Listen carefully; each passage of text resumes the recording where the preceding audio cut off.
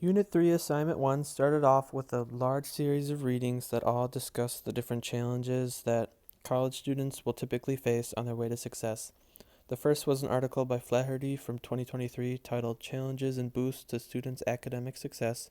The second was a video from Kansas State University 2007 titled A Vision of Students Today.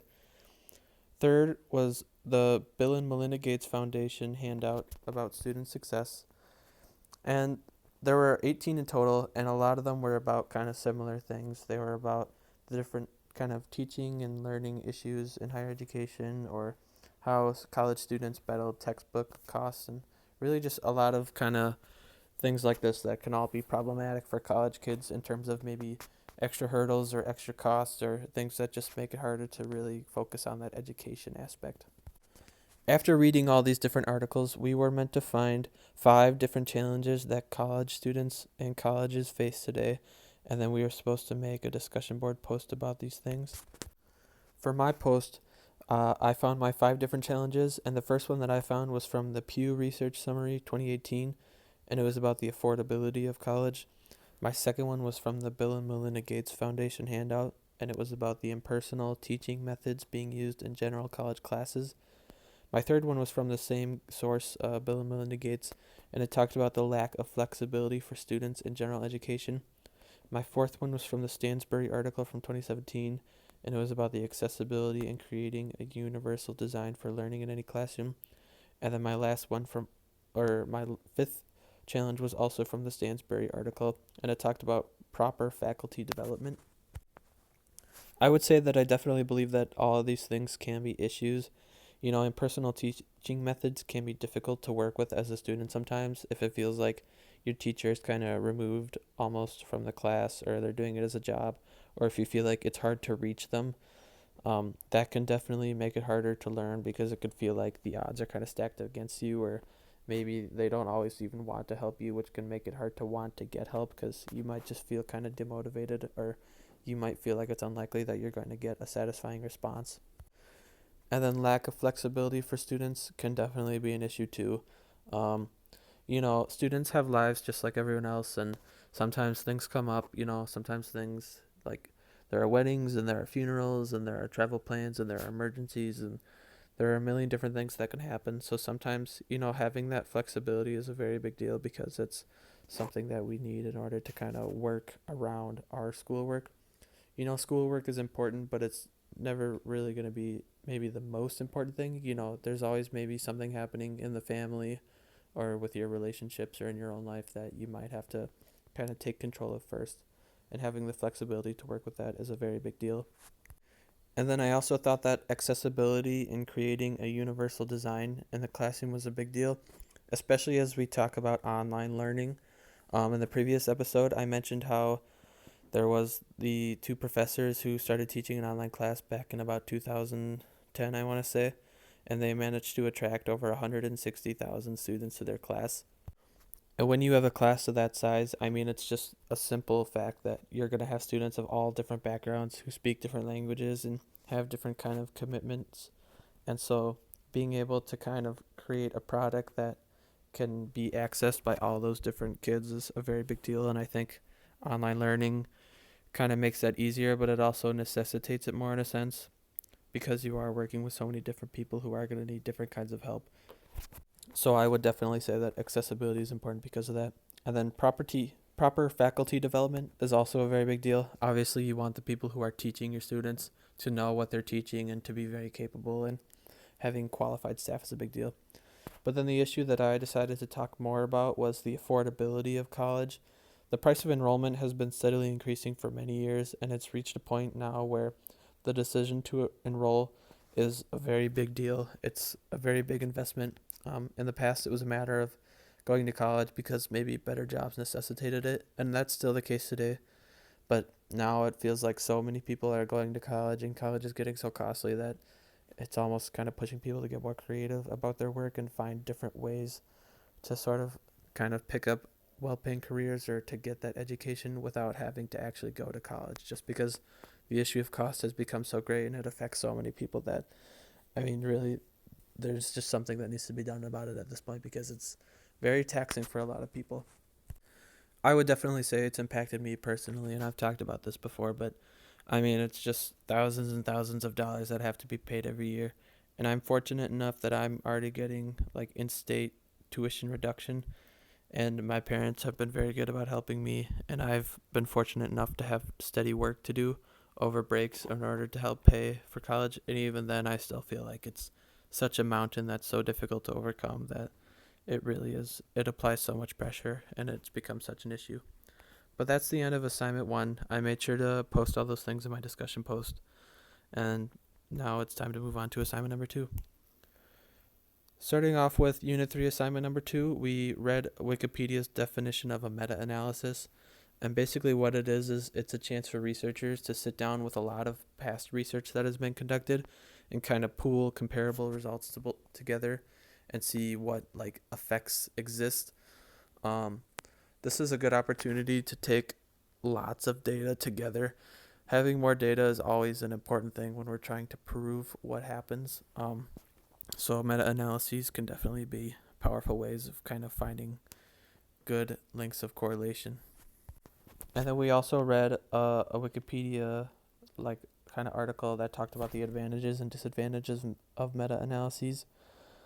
One of the advantages, as I just mentioned, is that having more data is definitely a good way to kind of be more confident in your result finding.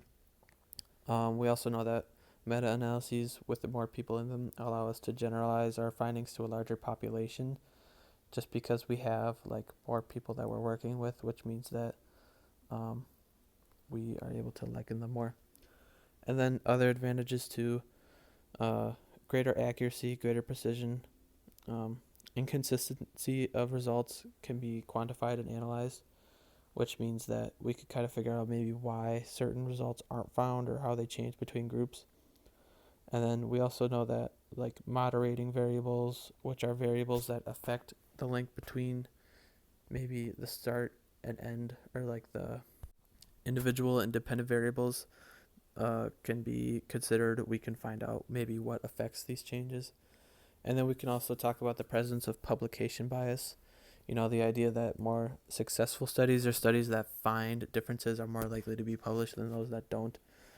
Meta-analysis is just a good way to look at all these things and consider them in conjunction. And then we have another Wikipedia article that talks about the benefits of random sampling or random assignment, which is the idea that when you're doing psychological research, a lot of the times you have different treatments that are being applied to different groups. So maybe you have one group that's getting like a medicine, like a literal treatment, like a pill, and another second group that's getting like a sugar pill. When you're putting people in these groups, you want to make sure that there's no kind of bias affecting who goes into what group. You want to make sure that each group is like completely randomly assorted. Because if you do allow biases, like say group 1 is all men and group 2 is all women, then that could potentially kind of affect your results in such a way that if you do have a difference between groups, that it's no longer because of maybe the effect of that pill you're giving them, but maybe something that you not really are wanting to measure for, like the genders of the participants. So this is why it's important to kind of make sure that you have random people in your groups and you're not allowing like crossover or bias to be introduced. And then after that, we talked about effect size and why it's important. Effect size is basically the measure of like how much change a treatment does actually create. So for example, in the previous example, we talked about the sugar pill and then the medicine. If there is a difference, maybe the sugar pill maybe the treatment is supposed to be about creating mood change, right? We could say that the sugar pill has like a 0% change in mood, whereas the actual treatment, the actual pill, maybe with like a greater effect size, we would see that it greatly changes mood, but with a lower effect size, we would see that it barely changes mood. So effect size is really, it's kind of in the name, it's self-explanatory. It's the idea of if there is an effect, how much change does it actually create? Like what is the size of that difference? Then it was a matter of reading the executive summary of the U.S. Department of Education's report, Evaluation of Evidence-Based Practices in Online Learning, a Meta-Analysis and Review of Online Learning Studies. There were 12 key findings that were reported in this report. They kind of talked more generally about kind of different things that they saw about effects from like online quizzing and online learning and different like effect size changes and how like providing instructions can have certain effects in online learning. Um, and this was a pretty impressive report because it did, I mean, being in a meta analysis, it managed to bring together lots of bits of information. And because it's been performed by the US government, you know, they typically won't release findings unless they know that it's important or. Obviously, we can assume that these different findings are very relevant to the idea of learning and teaching and education. So, I mean, studies like this shouldn't be taken for granted because they deal with so much data and the results they find are very typically reliable. Um, so, this is definitely something that's worth looking at and considering and bringing into considerations of like how education practices should be changed or maybe not changed in the future. And it's definitely applicable to the idea of online learning because I mean there is an idea of how these things are changing and how they're going to continue to change and you know what kind of considerations we should afford them.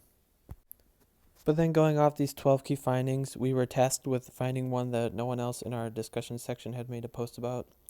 So I decided to talk about the effectiveness of online learning approaches appears quite broad across different content. So in other words, online learning has just been found to be like more or less effective depending on what's being taught. So that might change for math subjects or reading subjects or maybe certain like social development subjects. It's just a matter of it's not like across the board that it's better or worse. It's just that we see different kind of levels of effectiveness based on what is being taught. There was actually no significant differences that were found that correlated with the mode of instruction. So in other words, if it was online or in-person teaching, there was no kind of noticeable change uh, between.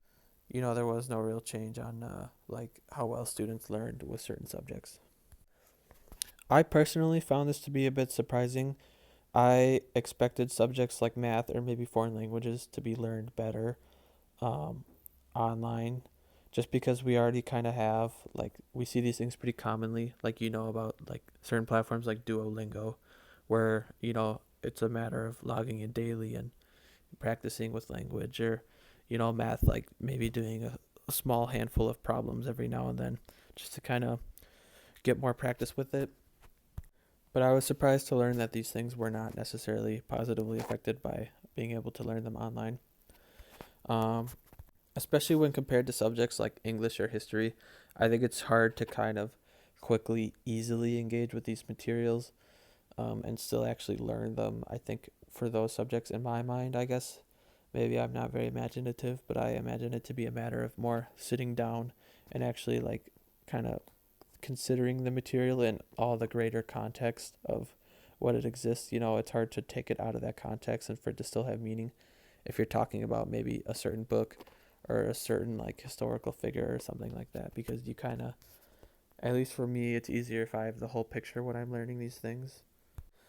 Ultimately, the reason that there wasn't found to be that much of a difference between in-person and on-person learning might just boil down to the fact that um, online learning is still can be a decent way to communicate with people. You could still interact with others and talk about material and share like questions.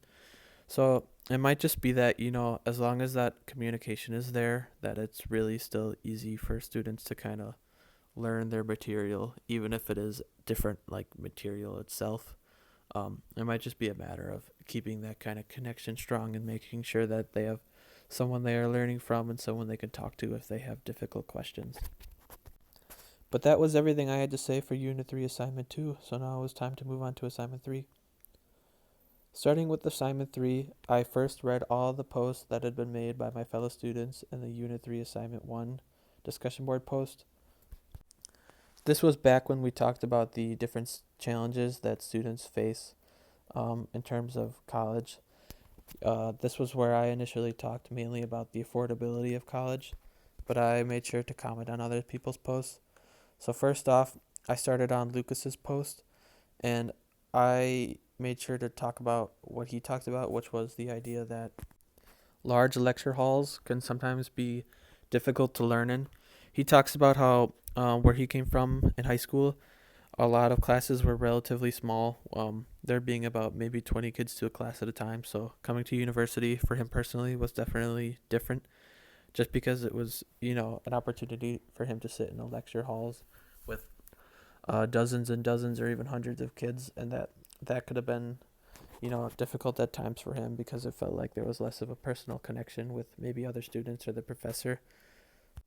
I feel like I've experienced this at times too. I know when I was a freshman, there were definitely times where sitting in a class with hundreds of students, it felt sometimes like you were kind of just almost like a statistic, maybe, or like kind of a smaller piece of a very big whole.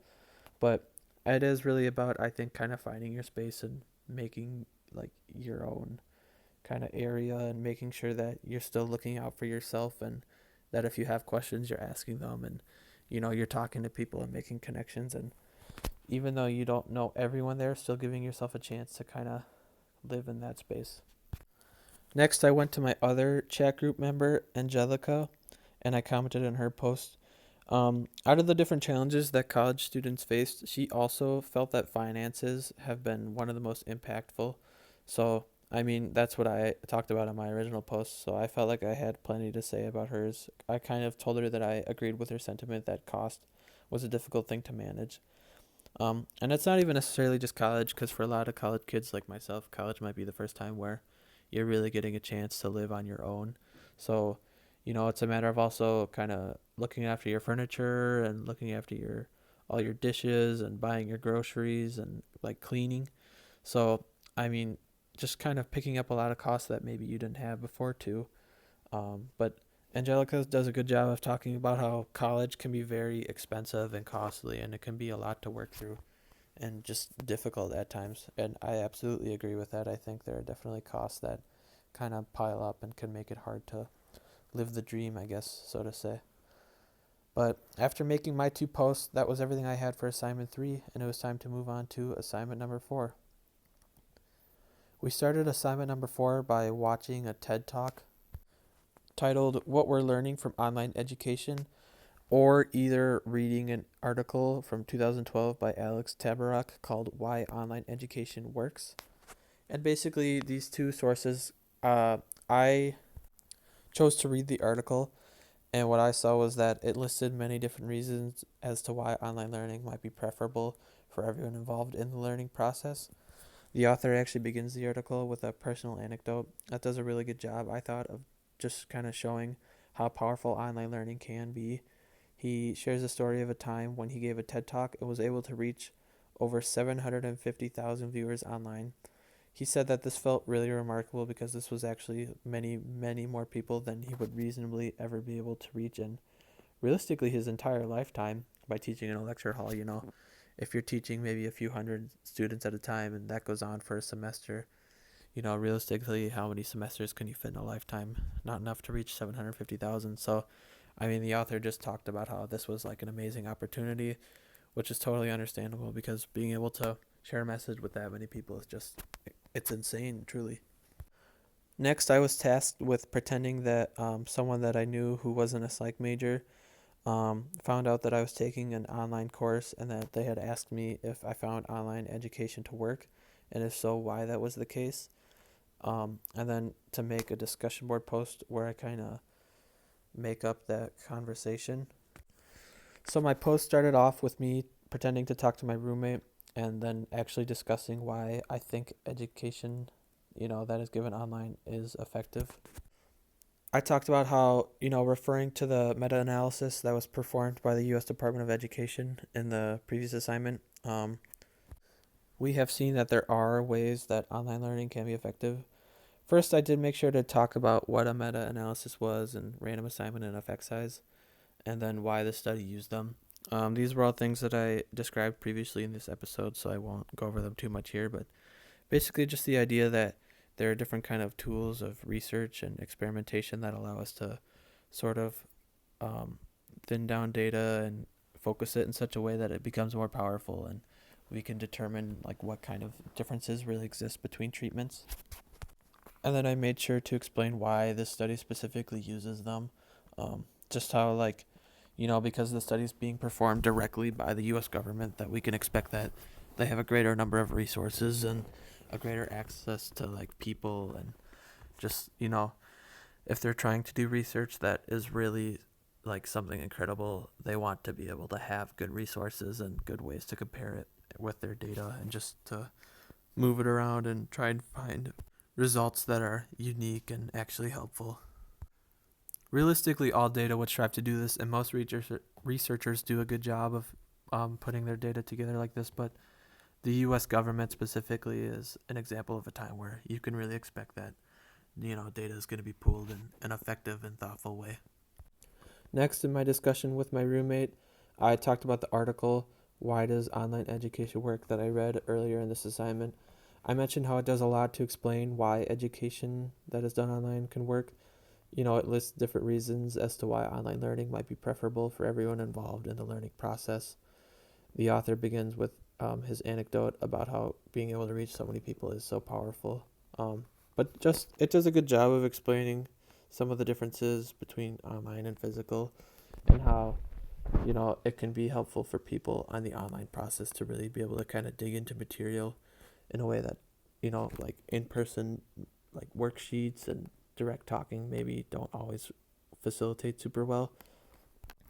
And this article also talks about how students can save themselves a lot of time, by not engaging with physical in-person content, because lectures definitely are like kind of less streamlined, so they take longer to watch. And if you're watching them online, you could pause them or speed them up and take notes at your own pace.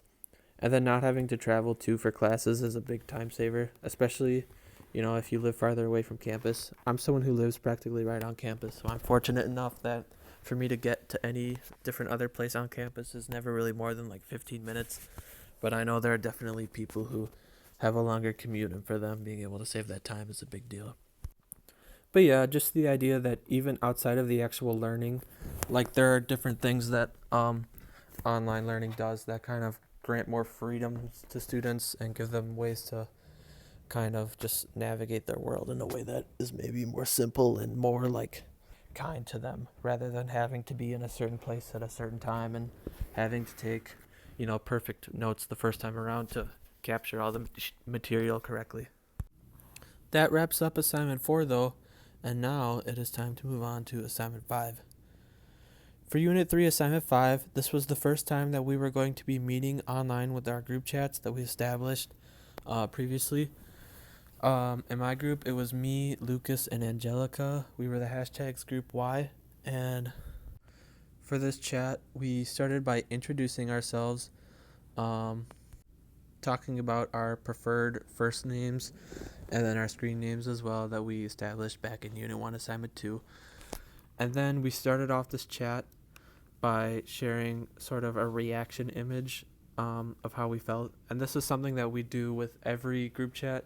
It always started and ended with us picking from a series of 9 images that kind of centered around a theme that each kind of portrayed a different set of emotions.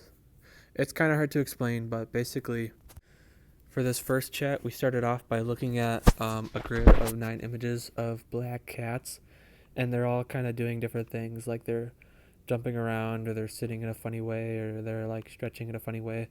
And basically we just have to say, like, at this point in time, which of these like different pictures of these cats do we most like kind of feel similar to. It was just kind of a fun way to break the ice and get people into the spirit of the calls. And I always usually like these. I thought they were kind of just fun and cute and like interesting ways to talk about like how you're feeling, or like what's going on in your day that maybe led up to the chat. I like them. But yeah, the theme usually changes too. So it started with cats today, and then it ended with pictures of little dogs today. And it's kind of the same thing. They're like a set of funny images of them like wrapped in blankets or pulling faces or whatever. So that was fun. But then it was a matter of getting to the actual kind of work-related content of the chat. So today we talked about the 3 college-related challenges that affected the members of our group chat the most. And we decided to talk about the cost of college, the large lecture sizes, and then class schedules not always aligning with student lives. So, I mean, this was good to talk about because these were all things that we kind of already previously talked about. Like, I know me and Angelica talked about cost, and then Lucas talked about large lecture sizes. But definitely, like, freedom or kind of class schedules aligning with student lives was also something that we all felt was important. Just because, I mean, it is, having that freedom to, have your weekends be a certain thing and having time to focus on your other classes was definitely just a big deal. Not having like a set time to have to work was nice. So having an online class definitely gave a good amount of freedom in that respect. And then after this, we, as a group, talked about how we would design an online college system that could diminish these challenges. And we talked about how just kind of by default, online classes help a lot of these goals. You might still have to pay for them, but they're probably going to be cheaper if the material is online. It's not like a physical printout. Or, obviously, if you have 1,000 students attending a class instead of maybe 10, that cost is going to be split 1,000 different ways rather than just 10. And I mean, there's less commitments too, because you're not, you know, if you're not in an actual place where a class is being taught, you're not like relying on different university like buildings or services, like maybe mental health services or physical health services. So those are things that don't necessarily have to be paid for by, students or people attending the university. So that's a good way to keep costs down. And then certainly, in an online space, more professors could be hired to kind of tackle the issue of groups feeling too large. Um, you know, Having a good ratio, like maybe if there's 1,000 students, having like maybe something like, I don't know, maybe like 100 or 50 professors would be a good way to kind of make sure that everyone has someone assigned to them that they feel they could talk to if they need, more help with certain material. And then freedom too with like schedule making was a good thing about online learning, just because, you know, in this class itself, we had to be in certain places to have like our group meets or talks, like for example this one. But outside of that, it was really kind of on you to find a time to get the work done, which was nice because it really was a good amount of freedom and it gave you a chance to kind of figure out your own way of how you wanted to do things, which was definitely helpful because it kind of meant that you never really had to be in any specific spot at any specific time, which was nice. But otherwise, that was the end of our group chat. And then another thing that always happened at the end of the chat was that with the three members, one person had to save a PDF of the chat to upload to the Canvas. One person had to write a little kind of set of conditions around the chat, like when you met and when you'd be meeting in the, like, when you'd be meeting in the future, um, the names of the people who participated, just things like that. And then more substantially, there was a third person who had to make like a 200-word summary post about the group chat, like what was discussed and what kind of responses people came up with to different like questions and kind of topics. But otherwise, that was it. None of these were too burdensome. So as a group, we kind of figured out when another good time to meet was, and then we like assigned roles to people. Um, but otherwise, that was it. We shared our picture of our dog that we felt most represented us. But then once we all kind of felt good about what we were doing, we decided to split up for the day. So that was the end of assignment number 5. Moving on to assignment number 6. Again, we had our course review sheet. I first made to go back, or I made sure to go back to units 1 and 2 and type in the different bits of content again, just to kind of reiterate it and relearn it. But then for Unit 3, I made sure to list 5 challenges that college students face today and how internet-based education can tackle each challenge. So first I talked about how college is getting expensive, and then I made sure to respond by saying that online classes are often cheaper to take than in-person classes. Then I said that some students don't have enough time to take in-person classes, and I countered this by saying that online lectures are typically shorter and there's no commute time. Next, I said that some students aren't ready to learn in the morning or at nights when classes might be scheduled. It could be hard to kind of get your brain moving sometimes if you're at like a strange time of day. I followed this by saying that online classes are asynchronous, so students can engage at a time that works for them. Then I said that old-fashioned methods of teaching aren't the most accessible for some students, such as those who need help getting around or those who aren't native English speakers. Sitting and listening to someone talking in a room might be hard to work with if maybe you're not proficient in that language. I followed this by saying that online material can be translated and given subtitles, and that they only require that students have access to like a device with an internet connection. You don't necessarily need to be able to travel anywhere. Finally, I said that some students may struggle to learn by following the structured pacing of an in-person lecture, and then I countered this by saying that online courses give students the chance to take material in at their own preferred pace. They don't have to necessarily follow like a strict schedule, but they can watch a video multiple times if they feel like they need to take better notes, or they can like go back and read old articles and things like that. Next, I did a little more work for my term project. I made sure to go back and review the different instructions surrounding the project. At this point, I kind of knew that I wanted to do one of the whole course options, so something that kind of spanned the length of the course and was more of like a summary rather than actually diving into like a deep thing. I didn't know yet exactly what that meant, but I kind of like the idea of keeping a 6-day-a-week journal that described what was happening on a daily basis in the course, just because I think, as we talked about with how learning can be good to do in like small chunks over a greater amount of time, I felt like this keeping a journal thing would be a good way to kind of keep information fresh in the mind by going back over it and repeating it. As for how I was going to be presenting this information, initially I thought about doing a slideshow just because I've done plenty of them before and I knew that I'd be able to do them, pretty well this time around. So I kind of like the idea of doing one just because I was familiar with the format and I thought I'd be able to work it pretty well just because I have experience.